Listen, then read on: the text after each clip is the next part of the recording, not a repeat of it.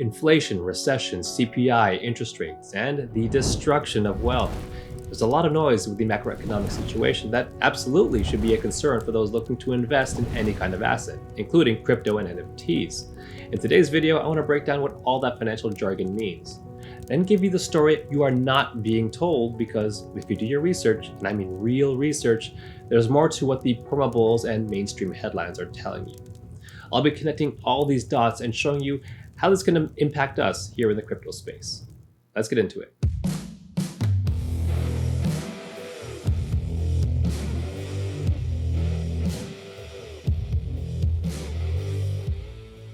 All right, let's talk about inflation. Record inflation or price hikes across the world are showing no signs of abating. Now the trickle has turned into a flood of economic hardship, the highest it's been in 4 decades. All of that is having to be passed on to the end customer. How bad is this going to And get? yes, it's bad, but there's a dirty little secret the Fed is hiding.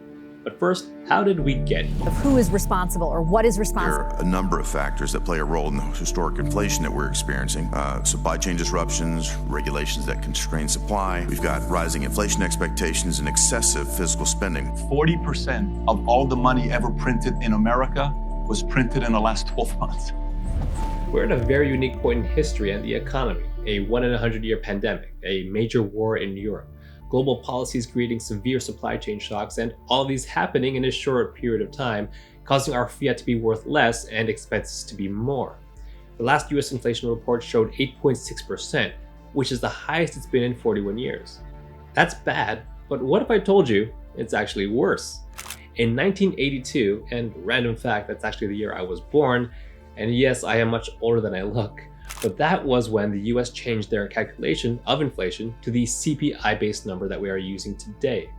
When we calculate inflation based on the previous method that was used from the beginning of time to 1982 and compare it to the new method that is now used, we get two totally different numbers.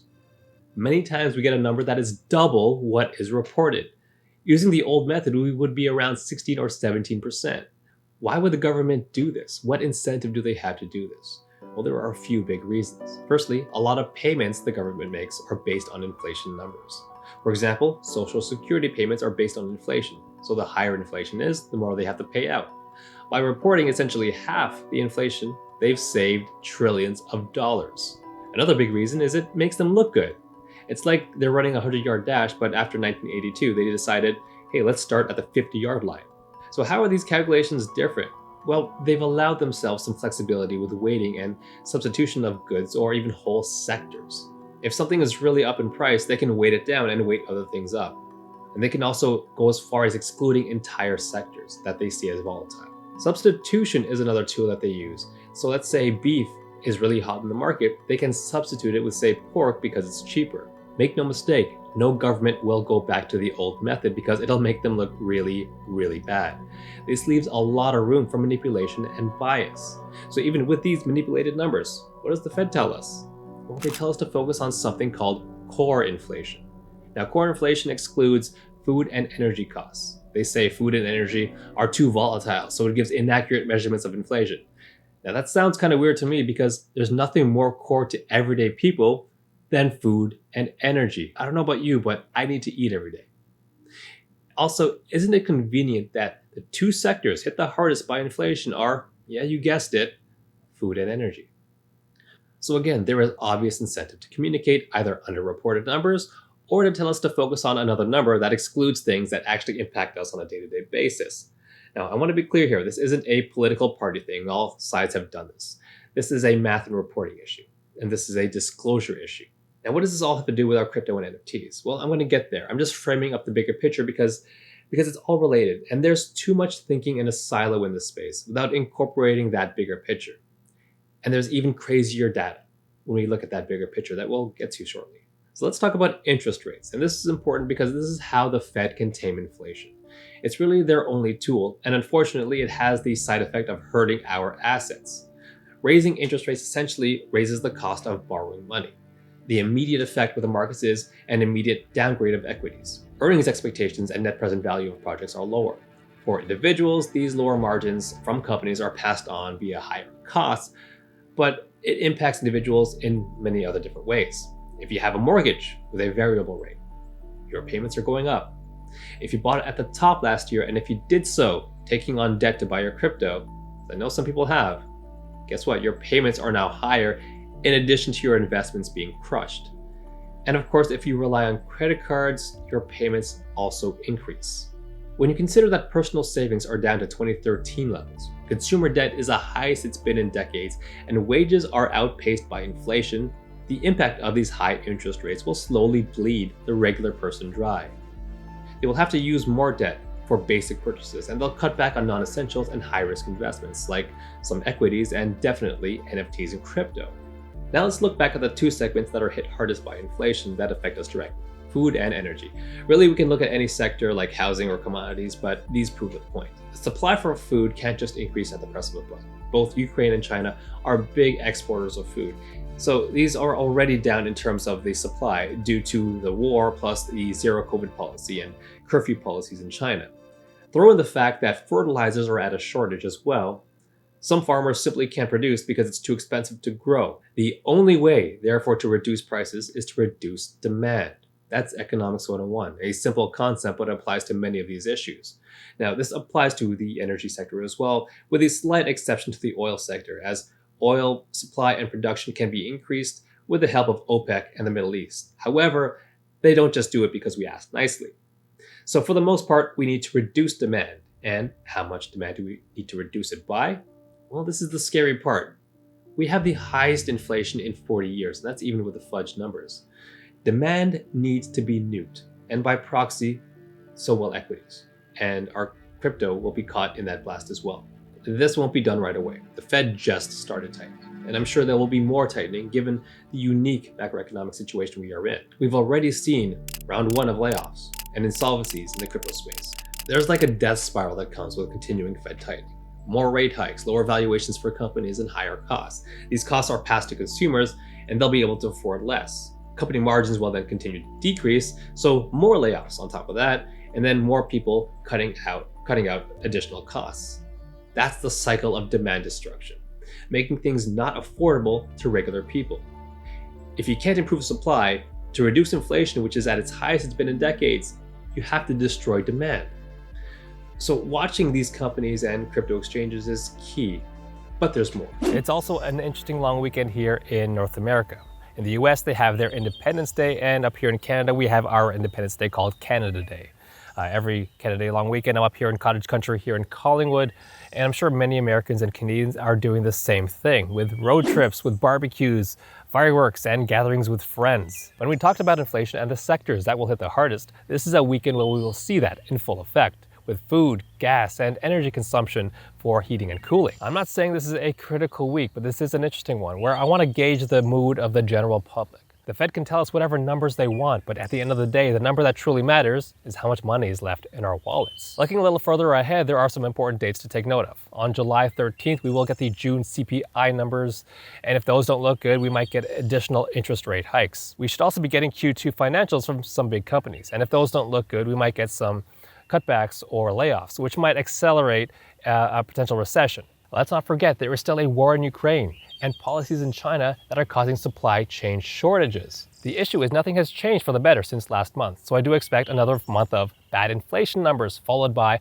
aggressive interest rate hikes.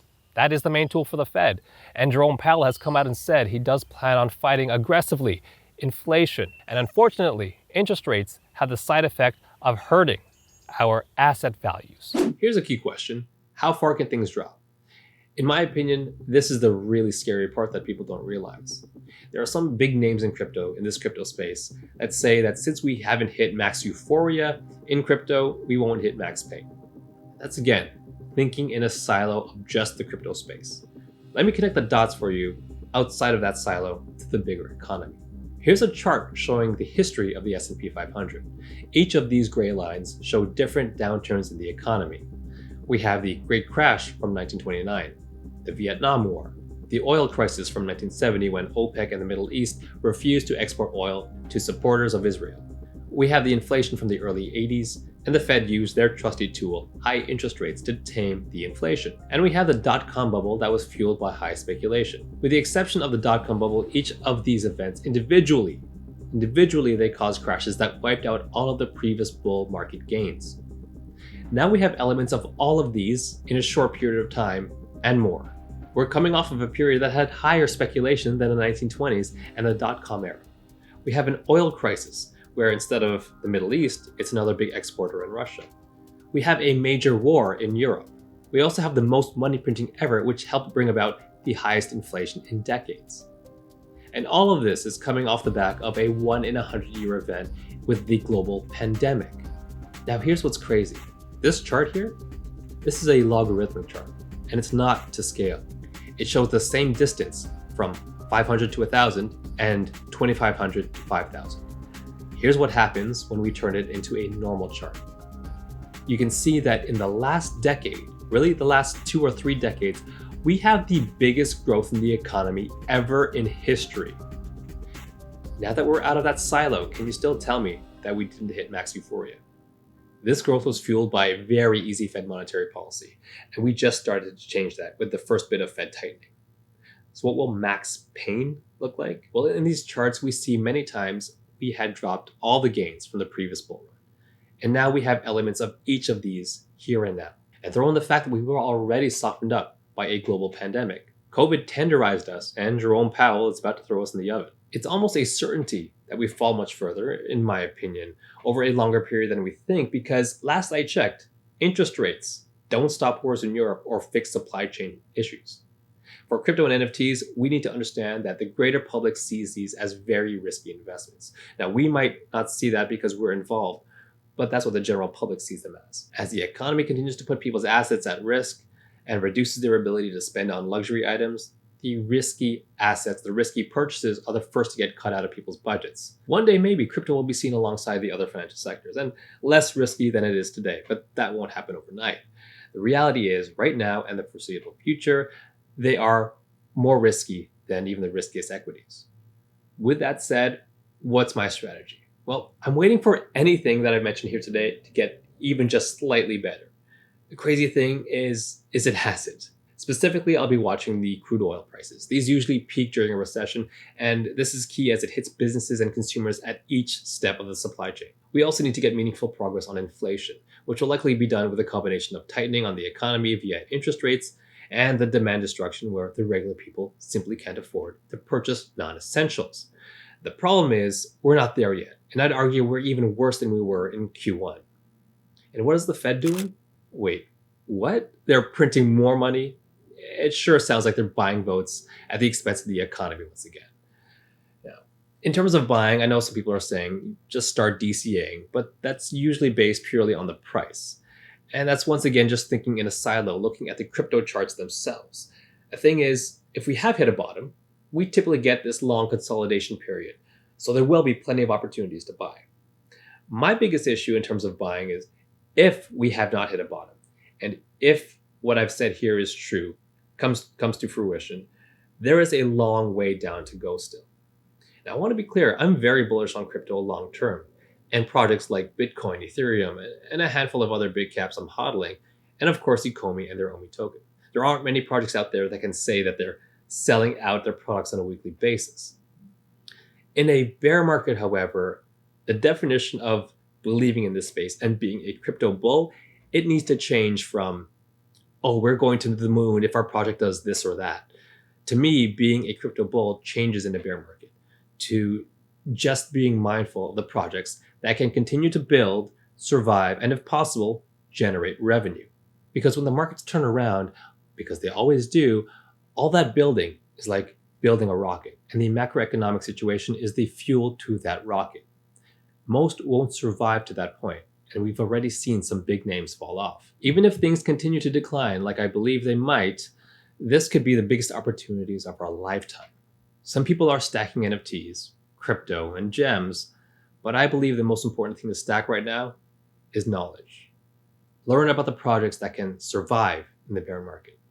Learn about economics and finance, and then find those investments with strong fundamentals that you believe in long term, and hodl. Thanks so much for watching. Please consider liking, subscribing, and following.